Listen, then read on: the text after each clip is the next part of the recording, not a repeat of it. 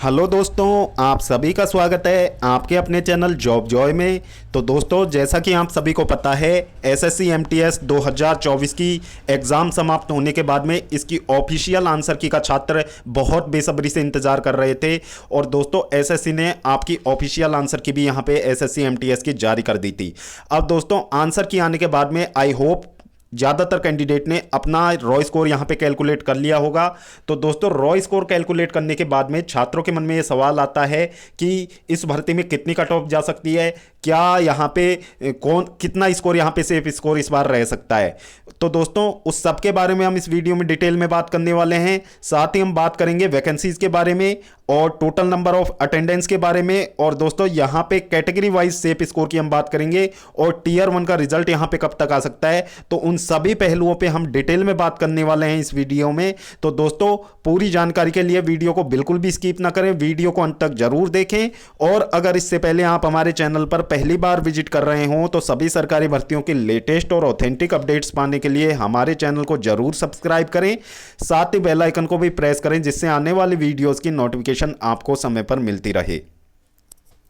तो दोस्तों, हम आपके सामने लेके आ चुके हैं ये रैंक मित्रा का ऑफिशियल डेटा है जिसमें शिफ्ट वाइज एवरेज स्कोर को यहां पे दिखाया गया है। तो दोस्तों, अभी तक के प्राप्त हुए डेटा के अकॉर्डिंग यदि बात की जाए तो आपकी सबसे जो हार्ड शिफ्ट निकल के सामने आ रही है वो यहां पे 30 अक्टूबर की सेकंड शिफ्ट आपकी सबसे हार्ड शिफ्ट निकल के सामने आ रही है, जो कि 613 कैंडिडेट के रिव्यूज के आधार पर इसके एवरेज मार्क्स से पता लग रहा है। इसका एवरेज स्कोर यहां पे 55.116 यहां पे निकल के सामने आ रहा है। तो दोस्तों, 30 अक्टूबर की सेकंड शिफ्ट आपकी सबसे हार्डेस्ट शिफ्ट अभी तक की निकल के सामने आ रही है। इसके बाद में दोस्तों बात कर लेते हैं 15 अक्टूबर की फर्स्ट शिफ्ट, फिर दोस्तों 28 अक्टूबर की थर्ड शिफ्ट।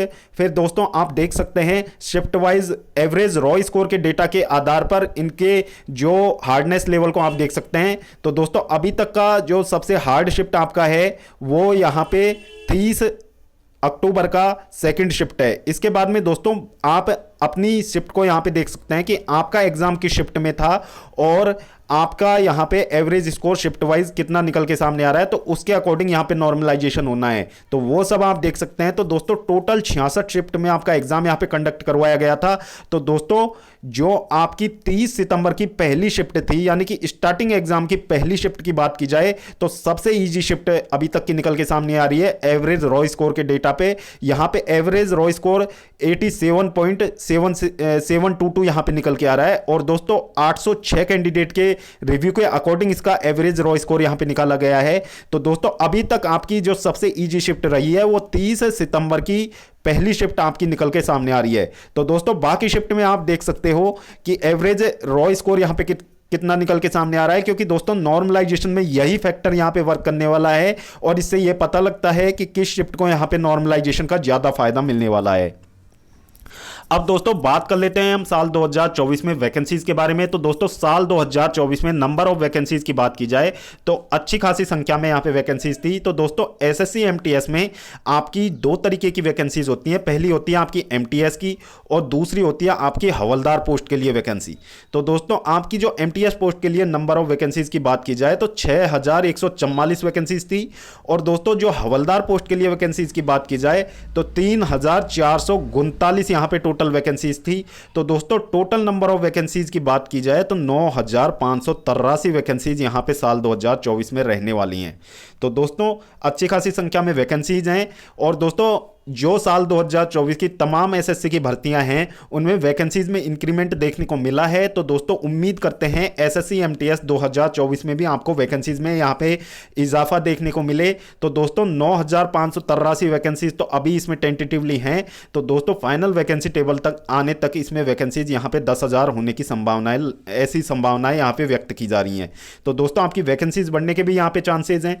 अब दोस्तों, अटेंडेंस की बात करें तो total number of application application जो एसएससी एमटीएस 2024 के लिए लगाए गए थे, तो दोस्तों सबसे ज़्यादा अभी तक 57 लाख से भी ज़्यादा यहाँ पे टोटल नंबर ऑफ एप्लीकेशन यहाँ पे एसएससी एमटीएस 2024 के लिए लगाए गए थे। फिर दोस्तों नंबर ऑफ अटेंडेंस की बात की जाए तो आपकी जो अटेंडेंस थी वो 45 से 50% के बीच में यहाँ पे आकी गई है। 45 से 50% के बीच में कैंडिडेट यहाँ पे उपस्थित हुए हैं।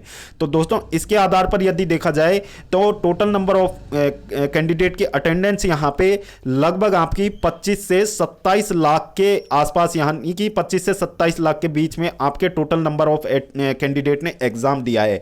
तो दोस्तों 25 से 27 लाख कैंडिडेट जब एग्जाम देते हैं 9,583 वैकेंसीज के लिए, तो दोस्तों कंपटीशन अपने आप काफ़ी बढ़ जाता है।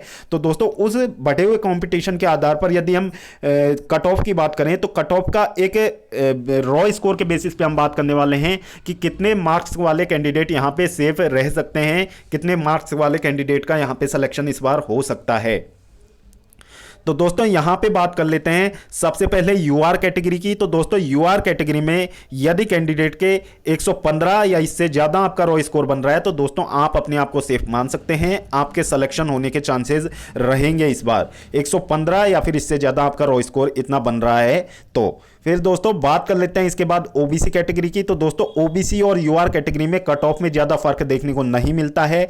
तो दोस्तों ओबीसी कैटेगरी में भी यदि 115 या इससे ज़्यादा आपका रॉ स्कोर बन रहा है तो दोस्तों आपके लिए बिल्कुल सेफ स्कोर रहने वाला है। इतना स्कोर आपका बन रहा है तो आपके सिलेक्शन के चांसेस रहने वाले हैं।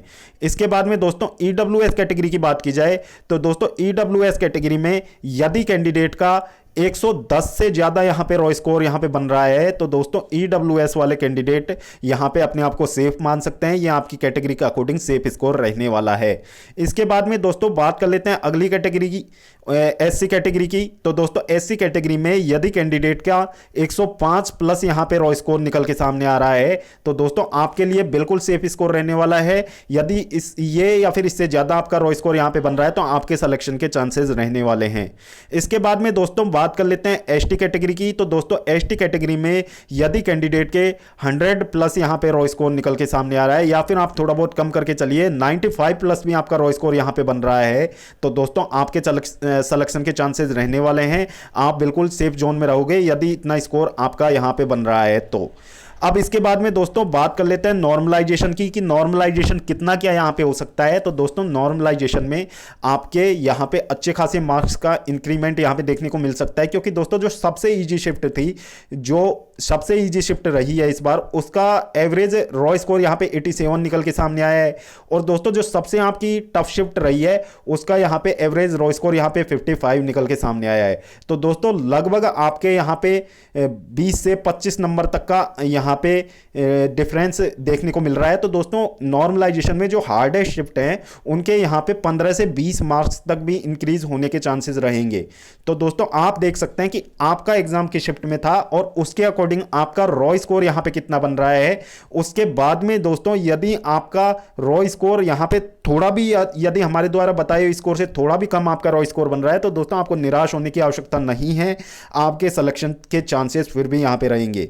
अब दोस्तों बात कर लेते हैं कि यदि जो बिहार के पूर्णिया सेंटर पे जो यहाँ पे गड़बड़ हुई है, यदि उस स्कैम का इस भर्ती पे फर्क नहीं पड़ता है तो दोस्तों कट ऑफ इससे थोड़ी लो भी जा सकती है।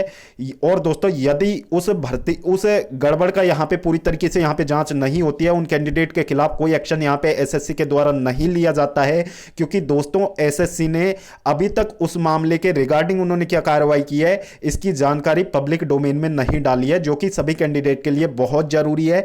लेकिन दोस्तों एसएससी ने अभी तक ऐसा नहीं किया है। यदि वो बात यहाँ पे दब जाती है और उन कैंडिडेट को यहां पे क्लीन चिट मिल जाती है तो दोस्तों कट ऑफ इससे भी ज्यादा आपको देखने को मिल सकती है। तो उसमें आपको यदि इससे भी ज्यादा कट ऑफ यहां पे देखने को मिले तो दोस्तों आपको बिल्कुल आश्चर्यचकित होने की आवश्यकता नहीं है, क्योंकि दोस्तों बड़े लेवल पे यहां पे धांधली इस बार हुई है। अब इसके बाद में दोस्तों बात कर लेते हैं यहाँ पे आपका रिजल्ट यहाँ पे कब तक जारी हो सकता है। तो दोस्तों जैसा कि आप सभी को पता है एसएससी एमटीएस की एग्ज़ाम में आपके लिए जो सबसे पहले जो लिस्ट जारी होती है उसमें आपके हवलदार पोस्ट के लिए शॉर्ट लिस्टेड कैंडिडेट की पीईटी पीएसटी टेस्ट के लिए यहाँ पे शॉर्ट लिस्टेड कैंडिडेट की लिस्ट जारी होती है। तो दोस्तों जो लिस्ट जारी होती है उसके बाद में उन कैंडिडेट का पीईटी पीएसटी टेस्ट यहाँ पे कंडक्ट होता है और फिर दोस्तों उसके कुछ समय बाद में आपका जो फाइनल रिजल्ट है जिसमें एमटीएस और हवलदार दोनों पोस्ट के लिए क्वालिफाइड कैंडिडेट की यहाँ पे लिस्ट जारी होती है, वो जारी यहाँ पे होता है। तो दोस्तों आपका जो पीईटी पीएसटी टेस्ट के लिए शॉर्ट लिस्टेड कैंडिडेट की लिस्ट है वो यहाँ पे मिड जनवरी में आपको 15 जनवरी के आसपास आपको देखने को मिल सकती है।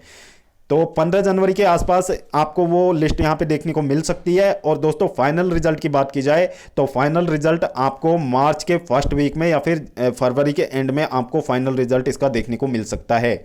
और दोस्तों ज्वाइनिंग वगैरह में 3 से 6 महीने का समय लगता है, वो आप देख सकते हैं कि इसके ज्वाइनिंग में जो आपके फाइनल रिजल्ट आते हैं उसके बाद में 3 से 6 महीने के समय के अंदर आपकी ज्वाइनिंग प्रक्रिया यहाँ पे पूरी हो जाती है। तो दोस्तों ये था एवरेज रॉ स्कोर के बेसिस पे एक एक्सपेक्टेड सेफ स्कोर का रफ आइडिया जो कि हमने आपको देने का प्रयास किया है।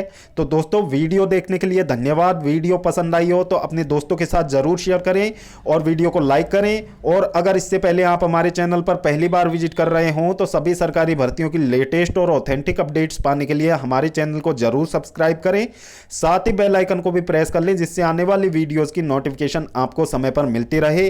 तो दोस्तों इस वीडियो में फिलहाल इतना ही, जल्द मिलते हैं एक और नई सरकारी भर्ती की लेटेस्ट और ऑथेंटिक अपडेट के साथ। तब तक के लिए स्वस्थ रहें, तंदुरुस्त रहें और अपनी फ्यूचर एग्जाम्स की प्रिपरेशंस को जारी रखें।